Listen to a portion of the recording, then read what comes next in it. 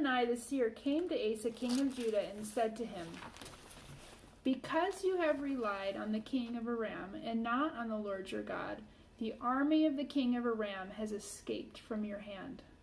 Were not the Cushites and Libyans a mighty army with great numbers of chariots and horsemen? Yet, when you relied on the Lord, he delivered them into your hand. It wasn't hard for God.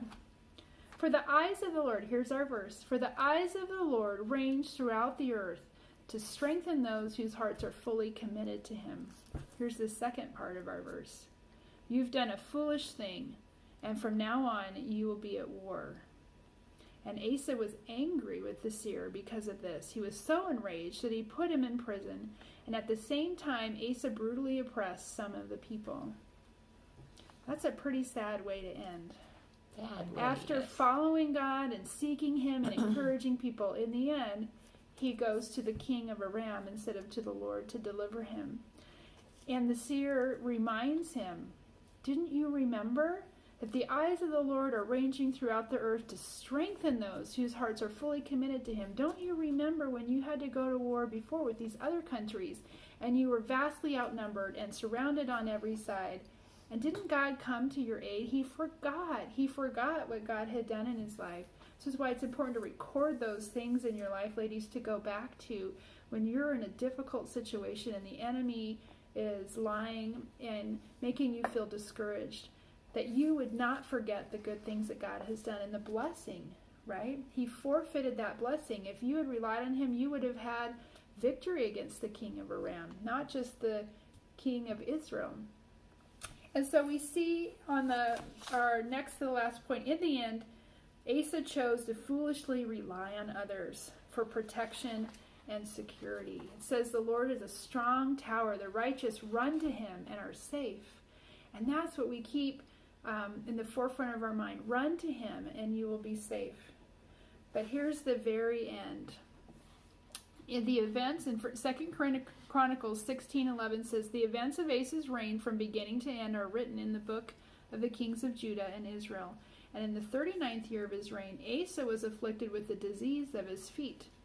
And though his disease was severe, even in his illness, he did not seek help from the Lord, but only from the physicians.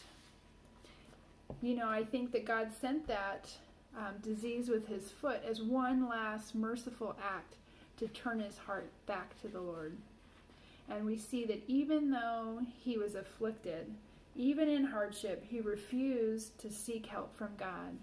He continued to just go to physicians. Ladies, this is what I want you to leave with, a heart that's fully committed to God, is willing to break those ties, is willing to listen to godly counsel, is willing to recognize God as God and our own weaknesses, is willing to rely on God completely, 100%, for protection, for security, is willing to listen to his commands as important and not discount them, to know that our choices affect the generations beyond us, but also to respond to correction and hardship by turning our hearts to the Lord, because he's there and he's always faithful. He's always good. And so I want to encourage you, as you look through these lessons that we've learned from some good and bad examples, that you might look at the way that you respond to some of the similar situations in your own life. Where does your heart turn away from the Lord to seek help from other places? Where are the ties that need to be cut that you're not willing to cut? Where are the commands that God has given you that you have sidelined them and said, yeah, he said this, but it's not that big of a deal? We need to pay attention. We need to be on our guard. Is if our heart belongs to him, then it needs to belong to him fully committed to him. So ladies, this is our challenge this week.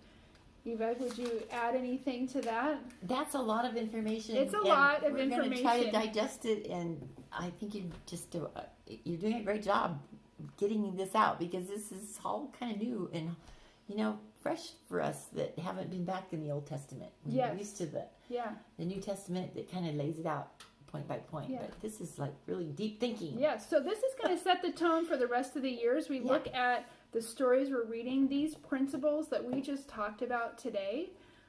We're going to evaluate those things as we go along. So keep this handy. Keep writing in your journals, ladies. The rest of our homework is a lot easier.